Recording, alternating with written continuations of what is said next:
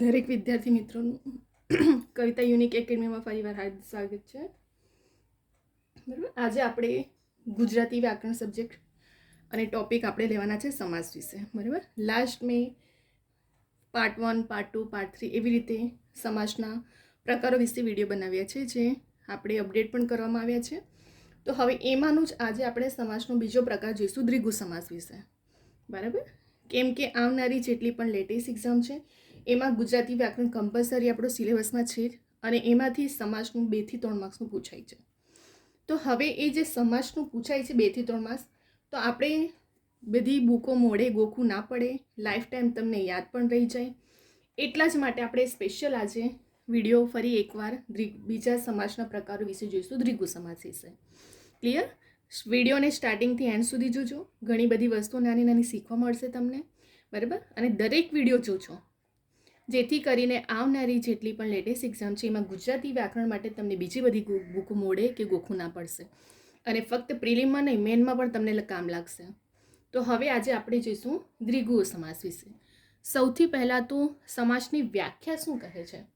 સમાસ એટલે જ્યારે બે કે તેથી વધુ પદો કે શબ્દો જોડાઈને જ્યારે આખું શબ્દ બનતું હોય તેને શું કહે છે? સમાસ કહેવામાં આવે છે. એમાંનો જ આજે આપણો એક પ્રકાર છે દ્વિગુ સમાસ. આપણે લાસ્ટ વિડીયોમાં ઘણા બધા દ્વંદ્વ સમાસ જોયા, તત્પુરુષ સમાસ જોયું, મધ્યમ પદ લોપી જોયું, કર્મધારય જોયું, ઉપપદ જોયું અને હવે ફરી એકવાર આપણો એ નવો સમાસનો પ્રકાર છે દ્વિગુ વિશે. તો દ્વિગુ સમાસની વ્યાખ્યા શું કહે છે કે જે સમાસનું પ્રથમ પદ સંખ્યાવાચક વિશેષણ હોય એટલે કે સંખ્યા દર્શાવતું હોય તેને દ્વિગુ સમાસ કહે છે. બરાબર, દ્વિગુ સમાસ કોને કહે છે?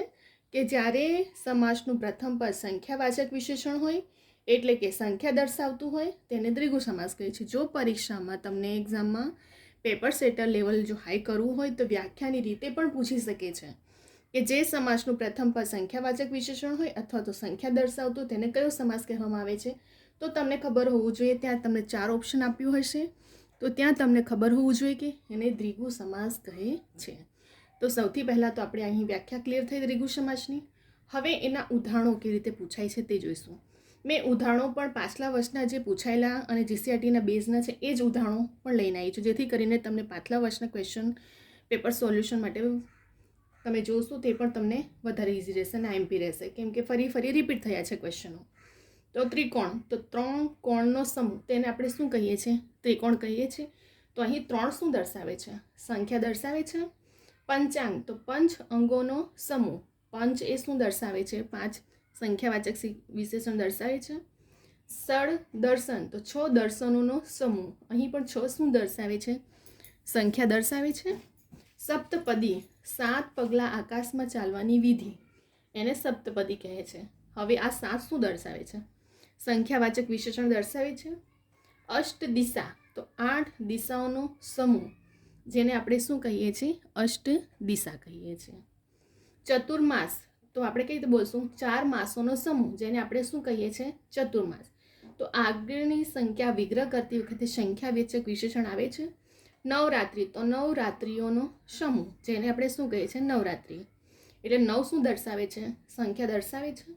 પંચવટી, તો 5 વડોનો સમૂહ, 5 શું દર્શાવે છે? એ પણ શું દર્શાવી? સંખ્યા દર્શાવે છે. ત્રિશૂળ, 3 શૂળોનો સમૂહ, 3 શું દર્શાવે છે? સંખ્યા દર્શાવે છે. પંચેન્દ્રિય, 5 ઇન્દ્રિયોનો સમૂહ, 5 શું દર્શાવે છે? સંખ્યા દર્શાવે છે.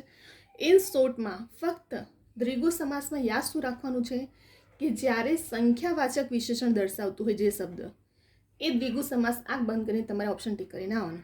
આમાં જો દરેક શબ્દમાં જો ત્રિકોણ, પંચ, ષડ, સપ્ત, અષ્ટ, ચતુર, નવ, પંચ, ત્રિશૂળ, પંચેન્દ્રિય, આ બધું સંખ્યા દર્શાવી રહી છે. તો જ્યારે જે સમાસમાં સંખ્યાવાચક વિશેષણ દર્શાવતું હોય તો એને દ્વિગુ સમાસ કહે છે. બસ આપણું ઇન શોર્ટમાં આટલું યાદ રાખવાનું છે. આ ઉદાહરણો આઈએમપી એટલા માટે છે કે આ ઉદાહરણો પાછલા વર્ષમાં ઘડે પૂછાયેલા ક્વેશ્ચનો છે. બરાબર, તો આપણે મેઇન તો શું યાદ રાખવાનું છે? એક તો વ્યાખ્યા કે જે સમાસનું પ્રથમ પદ સંખ્યાવાચક વિશેષણ હોય એટલે કે સંખ્યા દર્શાવતું હોય તેને દ્વિગુ સમાસ કહે છે. અહીં આપણું લેવલ જો હાઈ કરવું હોય, અને એવું નથી કે ફક્ત પ્રિલિમમાં, બરાબર, જીપીએસસીથી લઈને ક્લાસ 3 સુધીના ગુજરાતી વ્યાકરણ કમ્પલસરી હોય જ છે. અને ગુજરાતી વ્યાકરણ એવું નથી કે ફક્ત કોમ્પિટેટિવ એક્ઝામના સ્ટુડન્ટ માટે. આ વિડીયો 8, 9, 10th 11, 12th વ્યાકરણ તો કોઈ દિવસ બદલાઈ નથી જવાનો, નિયમો વ્યાકરણના બદલાવાના નથી, સમાસ બદલાવાનો નથી. તો આ દરેક સ્ટુડન્ટ માટે યુઝફુલ છે. એવું નથી કે ફક્ત ગવર્મેન્ટ કે કોમ્પિટિટિવ એક્ઝામના સ્ટુડન્ટ માટે જ છે, બરાબર. અને ગુજરાતી વ્યાકરણ એવું છે કે જે નિયમ પર પ્રમાણે ચાલે છે. તમે બધી બુકો, બધા સ્ટુડન્ટ, ફ્રેન્ડ્સ, મિત્રો, ટીચર્સ ગમે તે રીતે તમે બુકો વસાવશો ને તો એનો કંઈ મેળ નથી પડવાનો. ગુજરાતી વ્યાકરણ મારા એવા જ વિડીયો છે જે ઓથેન્ટિક બુકના નિયમો પ્રમાણે શોર્ટ વેમાં કેવી રીતે સમજવામાં આવે છે એ નિયમો પ્રમાણે જ ચાલે છે. અને નિયમ પ્રમાણે કરશો ને તો તમને લાઈફ ટાઈમ પ્રિલિમ અને મેન બંનેમાં કામ લાગશે અને બીજી બધી બુકો પણ વસાવવાની જરૂર ના પડશે, બરાબર. ઘણા સ્ટુડન્ટ મોડે કરતા હોય છે, બધી બુકો વસાવી છે, IMP આ અંતે કશું જરૂર નથી. વ્યાકરણ ફક્ત નિયમ પ્રમાણે ચાલે છે અને નિયમ પ્રમાણે જો તમને ખબર હોય ને તો નિયમ, મેં એવા વિડીયો બનાવ્યા છે કે નિયમ પ્રમાણે છે અને પાછા શોર્ટ ટ્રીકમાં છે કે જેથી કરીને તમને લાઈફ ટાઈમ ગમે ત્યાંથી પણ ક્વેશ્ચન પૂછાય ને તો તમે એને સોલ્યુશન કરી શકો છો. તો મારા ગુજરાતી વ્યાકરણના અલંકાર, છંદ, સમાસ, વિભક્તિ દરેક ટોપિક પર મેં વિડીયો બનાવ્યો છે.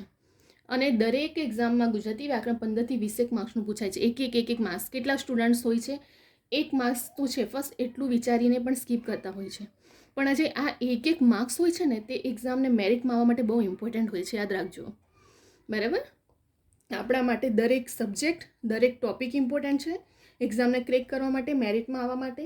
એમાંનો જ આપણો 15 થી 20 માર્કનું પૂછાય છે ગુજરાતી વ્યાકરણ, અને એમાંનું 2 થી 3 માર્ક્સનું સમાસ ઇમ્પોર્ટન્ટ છે. તો યાદ રાખજો આ વિડીયો તમારા માટે કેટલો ઇમ્પોર્ટન્ટ હશે, બરાબર. મારા દરેક વિડીયો ઇમ્પોર્ટન્ટ છે. આવનારી એક્ઝામમાં હું સિલેબસના એકોર્ડિંગ જ વિડીયો લઈને આવી રહી છું જેથી કરીને દરેક એક્ઝામના સ્ટુડન્ટને કામ લાગે, બરાબર. તો આપણે દ્વિગુ સમાસની વ્યાખ્યા શું જોઈ કે સંખ્યાવાચક વિશેષણ હોય એટલે સંખ્યા દર્શાવતું હોય તેને શું કહે છે? દ્વિગુ સમાસ. ત્રિકોણ, 3 કોણોનો સમૂહ. ત્રિકોણ તો 3 શું દર્શાવી? સંખ્યા દર્શાવી. અહીં પંચાંગ તો 5 અંગોનો સમૂહ. પંચ પણ શું દર્શાવે છે? સંખ્યાવાચક છે. સળદર્શન 6 દર્શનોનો સમૂહ તો 6 પણ શું દર્શાવે છે? સંખ્યા દર્શાવી. સપ્તપદી તો 7 પગલા આકાશમાં ચાલવાની વિધિ. 7 શું છે? સંખ્યાવાચક વિશેષણ. અષ્ટ દિશા તો 8 દિશાઓનો સમૂહ. 8 પણ શું દર્શાવે છે? વિશેષણ દર્શાવે છે. ચતુર્માસ 4 માસોનો સમૂહ. 4 પણ અહીં શું દર્શાવે છે? વિશેષણ સંખ્યાવાચક. નવરાત્રિ નવરાત્રિઓનો સમૂહ. 9 પણ શું છે? સંખ્યાવાચક છે. પંચવટી 5 વડોનો સમૂહ. 5 પણ શું છે? સંખ્યા વિશેષણ છે. ત્રિશૂળ 3 શૂળોનો સમૂહ તો 3 શું છે? સંખ્યાવાચક. પંચેન્દ્રિય 5 ઇન્દ્રિયોનો સમૂહ એટલે 5 સંખ્યા. એટલે પણ જ્યારે શબ્દોનો વિગ્રહ કરવામાં આવે ત્યારે પ્રથમ પદ હંમેશા સંખ્યાવાચક વિશેષણ જ હશે. જો દરેકમાં 3, 5, 6, 7, 8, 4, 5, 3, 5 છે સંખ્યાવાચક વિશેષણ. બસ ઇન શોર્ટમાં યાદ શું રાખવાનું છે? દ્વિગુ સમાસમાં સંખ્યાવાચક વિશેષણ હશે પ્રથમ પદ. તો તમને પેપરમાં કદાચ આવી રીતે પણ પૂછે ને વિગ્રહ કરીને તો પણ તમને ખબર હોવી જોઈએ કે સંખ્યા છે તો દ્વિગુ સમાસ છે. અને શબ્દને રીતે વિગ્રહ કરવામાં પૂછશે કે સમાસને ઓળખો તો પણ તમને ખબર હોવું જોઈએ, બરાબર. તો અહીં આપણો દ્વિગુ સમાસ કમ્પ્લીટ થઈ ગયો. આપણે સમાસના ઘણા બધા પ્રકારો તો જોઈ જ રહ્યા છે. હવે આપણે નેક્સ્ટ પ્રકાર જોઈશું, બરાબર. આપણે પાર્ટ 1, પાર્ટ 2, પાર્ટ 3 એવી રીતે દરેક સમાસના પ્રકારો લઈને આવી રહ્યા છે. તો દરેક વિડીયો જોજો સ્ટાર્ટિંગથી એન્ડ સુધી, બરાબર. તમને લાઈફ ટાઈમ યાદ રહી જશે. હવે આપણે નેક્સ્ટ પ્રકાર પર જઈશું. હવે આપણે બીજો પ્રકાર જોઈશું, અવયવી ભાવ સમાસ, બરાબર. કયો પ્રકાર જોવાના છે આપણે દ્વિગુ સમાસ વિશે? દ્વિગુ સમાસ પછી અવયવી ભાવ સમાસ, બરાબર. હવે આ અવયવી ભાવ સમાસ એની વ્યાખ્યા શું કહે છે? જેના પ્રથમ પદમાં અવયવ હોય, જેની અસર પદ પર થતી હોય તેને અવયવી ભાવ સમાસ કહે છે. સૌથી પહેલાં તો તમને કોઈ પણ સમાસની વ્યાખ્યા ક્લિયર હોવી જોઈએ, બરાબર. તો અવયવી ભાવની સમાસની વ્યાખ્યા શું કહે છે?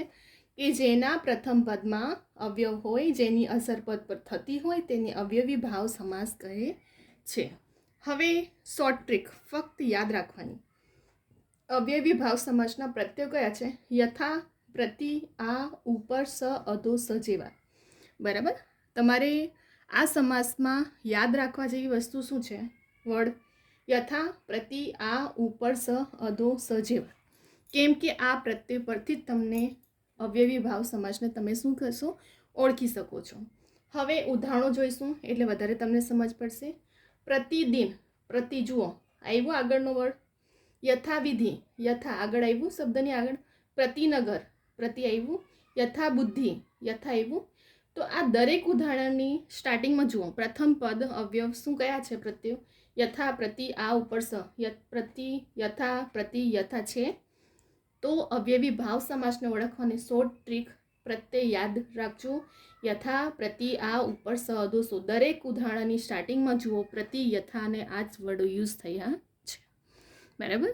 ત્યાર પછી સહપાઠી, સ્વાધ્યાય, પ્રતિદિન, પ્રતિભાવ, ઉપરવાસ તો ઉપર આવ્યું, અધોગતિ અધો આવ્યું, શાનકુળ સ આવ્યું, યથાદ્રષ્ટિ યથા આવ્યું, પ્રતિક્ષણ તો પ્રતિ શું છે પ્રત્યે લાગ્યું, અપરિચિત આવ્યો પ્રત્યે, અનુકૂળ, સહકુળ, પ્રત્યેક, યથાશક્તિ અને આંબળ. આ દરેક વર્ડની સ્ટાર્ટિંગમાં આ જ પ્રત્યો લાગ્યા છે. જુઓ. બરાબર.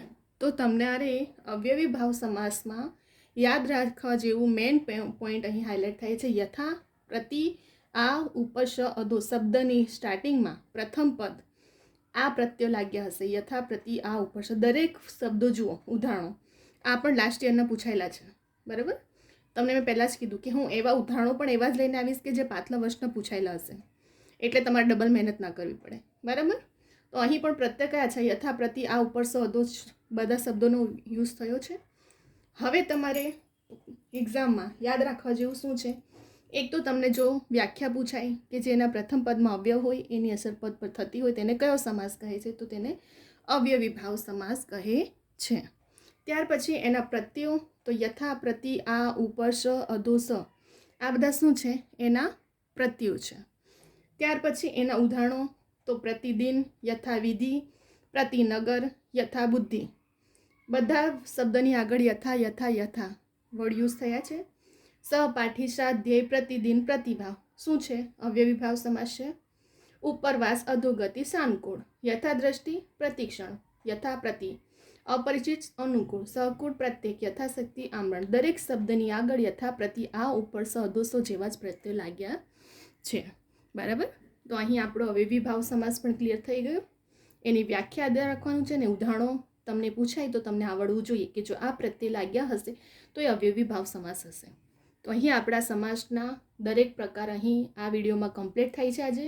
બરાબર. આપણે પાર્ટ 1, પાર્ટ 2, પાર્ટ 3, પાર્ટ 4 એવી રીતે દરેક સમાસના પ્રકારોના વિડીયો બનાવ્યા છે. સ્ટાર્ટિંગથી એન્ડ સુધી જોજો. ઘણી બધી નાની નાની વસ્તુઓ પણ તમને શીખવા મળશે. બરાબર. કેમ કે સમાસ ઇમ્પોર્ટન્ટ ટોપિક છે ગુજરાતી વ્યાકરણનો અને 2 થી 3 માર્ક્સનું પૂછાય છે.